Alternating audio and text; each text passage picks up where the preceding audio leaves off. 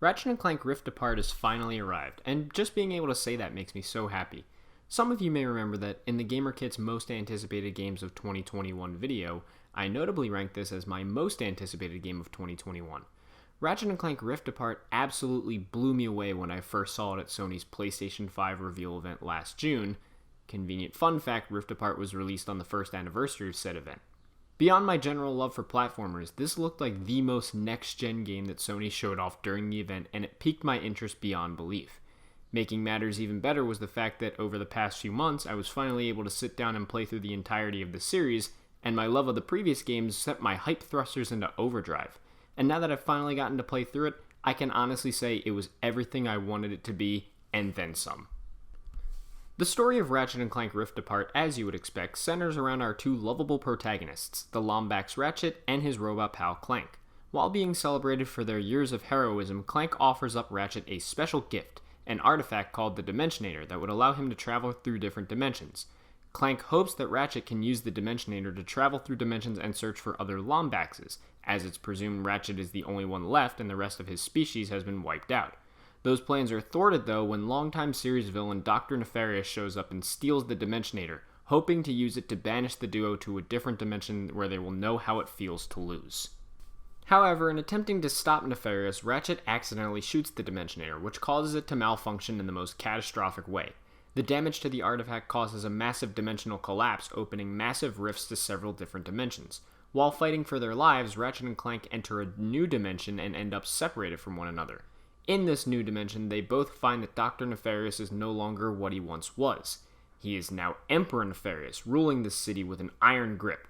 While separated, Clank also encounters a female Lombax named Rivet, who leads a resistance group that is trying to stop Emperor Nefarious. Ratchet and Clank have to find their way back to each other while helping Rivet save the dimension before Emperor Nefarious can take over other realities. As you would reasonably expect, Ratchet and Clank Rift Apart has a very agreeable, family-friendly story. It's a goofy journey through numerous dimensions that's accessible for players of all age groups. While the story might be pretty conventional, what elevates it is the focus on themes of friendship and trust. Ratchet and Clank themselves are separated for much of the journey, but you feel the joy and love they have for each other throughout the game. It helps that Insomniac has spent years building and developing these characters that we've come to know and love, and this game feels like the culmination of it all. Insomniac further elevates the storytelling with tight writing that contains all the charm and wit that's made the series so appealing for so long. I like some of the self-referential nods to previous entries in the series, like how Ratchet knows that he and Clank are being celebrated as heroes despite not doing anything heroic in years. Also, despite the fanbase's worries about having Nefarious as the villain again, he brings a lot of humor to his role. I particularly got a kick out of the moment early in the game where Nefarious asks our trusty duo if they understand what it's like to lose repeatedly. Ratchet and Clank may not know a lot about losing, but one character who does is our new addition, Rivet. She's lost a lot to Emperor Nefarious's regime, most notably her arm, and despite her moments of snark and sarcasm, you can feel an essence of doubt within her actions and dialogue.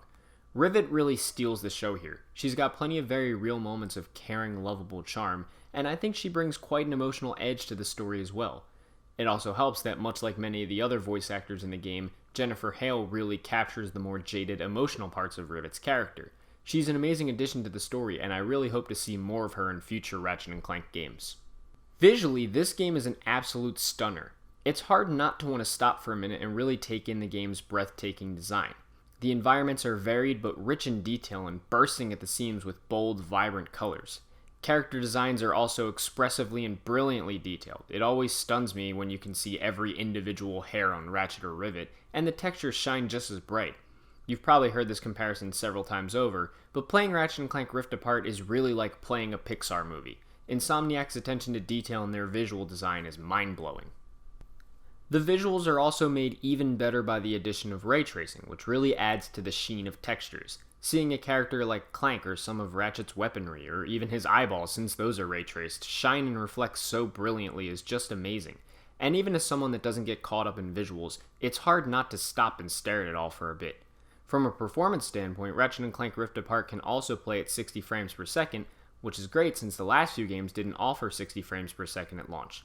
While it still is strange to me that 9th generation consoles treat 4K and 60 frames per second as one or the other options, it's at least nice that Rift Apart has a performance ray tracing mode at launch, allowing you to play the game at 60 frames per second while enjoying the ray tracing visual effects. Insomniac also spared no expense in the sound design department. The music can be very subtle at points, but the way it kicks in during action-intensive sequences really helps pull you in a lot more, adding an extra layer to the game.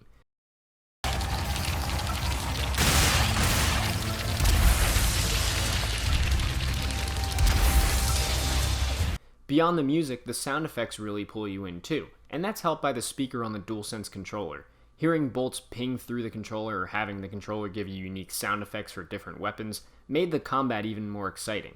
I also appreciated the use of 3D audio on the PlayStation 5 and how it allowed me to hear environmental noises and character dialogue from a distance. See? They are looking for Ratchet. I am telling the truth. Whatever, Bolts! I'm gonna save my friends! Hey! I know where you can find a Lombax! Another Lombax? Tell us where your friend is! 3D audio has been a feature I've wanted to see get pushed more, and Rift Apart is a great step in the right direction. Ratchet & Clank's biggest draw has always been the incredible gameplay, and Rift Apart is no different. It builds excellently on some of the biggest hallmarks the series has been known for: strong platforming, exciting combat, and incredible weaponry. Thanks to the varied new environments, platforming sections feature some incredible set pieces that you can't help but explore. The combat is made even stronger by the smooth, precise controls that challenge without feeling overwhelming, and the weapons are just a joy to use, being powerful without feeling like they absolutely break the game. I personally got a lot of enjoyment out of weapons like the Shatter Bomb, the Negatron Collider, and the Lightning Rod, and per usual in the series, having a deep upgrade system for each weapon is awesome. It really influences you to want to try as many weapons as you can. Rift Apart also makes some very nice changes to the formula of the series, adding several quality of life upgrades and new features that make the gameplay even better. On the smaller side, the game adds the ability to track objectives, and it also features a run button. Personally, I've always thought Ratchet and Rivet moved at a good speed to the point where a run button wasn't necessary, but it's still a nice addition to have. Another nice addition comes from the traversal options of wall running and dashing through the air. This really adds to the excellence of the platforming and brings even more flavor to a game bursting with variation. The series has also always had interesting puzzle sections, and this game is no different. Clank's puzzle sections are real brain tests. You have to utilize orbs with different effects to platform through different levels, and they really test your critical thinking skills. There are also more action-oriented puzzles with a spider-like robot named Glitch, and these are much more straightforward, but they nevertheless bring a nice change of pace to the main platforming gameplay. Riven herself doesn't play a whole lot differently than Ratchet, which may have been an opportunity for Insomniac to expand upon, but I really appreciate how the game lets your weapons and upgrades transfer between characters. One thing Rivet does bring with her though is rideable animals. Throughout her game you can ride on a couple different creatures, like a blazing fast beetle known as a Sneedle, or a dragon known as Trudy. While these are seemingly minor parts of the game, I just couldn't help but get a kick out of them. Beyond just being fun to play, I think moments like these are emblematic of what makes this series tick. It's never afraid to have fun with itself. It knows how goofy it is and makes that work by wearing it on its sleeve. What also elevates the gameplay beyond a typical Ratchet & Clank game is just how much it shows what the PlayStation 5 is capable of. The addition of the Rift Tether, which allows Ratchet and Rivet to jump between interdimensional rift portals, helps make traversal even faster, while also adding a layer of strategy and sophistication to combat. These tethers also show just how great the PlayStation 5's SSD is. I can't lie when I tell you that it feels like load times don't even exist in this game. This was something I noticed in previous PlayStation 5 games like Astro's Playroom and Spider-Man Miles Morales, but it still blows me away when I see games just instantaneously load to the point where everything feels stitched together seamlessly. Rift Apart is also a great showcase of Sony's DualSense controller. It utilizes the features of the controller in ways that are crafted with finesse, not feeling as though they get in the way or serve as a gimmick to the main experience.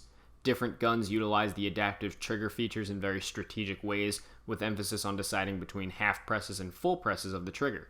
Several guns may fire a single accurate shot if you use a half press, while a full press would sacrifice accuracy to give you multiple shots. It's really smart and gives the combat an extra layer of strategy to work with. The haptic feedback is also something superb. I enjoyed feeling glitches every step in puzzle sections, getting feedback from every click-clack when Rivet would type on a keyboard, or standing outside of Club Nefarious and feeling every deep bass boom burst through the controller. It seems like such a silly thing to nerd over, but it's really incredible seeing the breadth of feedback and vibration this controller can provide. And Rift Apart uses the new feedback stunningly. I've been hoping that the controller's feedback would be implemented more in future games, and after Sony's recent games like Returnal and Ratchet Clank Rift Apart, I'm too excited for its potential. I really hope third-party publishers utilize this technology in the same way that Sony does. Overall, Ratchet & Clank Rift Apart was everything I wanted it to be and then some. As a Ratchet & Clank game, it's the culmination of everything this series has done, with all the brilliant charm, stunning technical prowess, and smooth gameplay we've come to know and love. As a PlayStation 5 game, it is a true showcase of what this new console can do. It utilizes every nook and cranny of the PlayStation 5's hardware in stunning ways, and beyond being an ode to the past, it's a great peek into the future. It's a love letter to a series that's been the backbone of PlayStation for almost 20 years, and it's a great powerhouse showcase of what the new generation can provide. If this is the future of what the PlayStation 5 is capable of, well, I believe the hype, and I'm ready for more.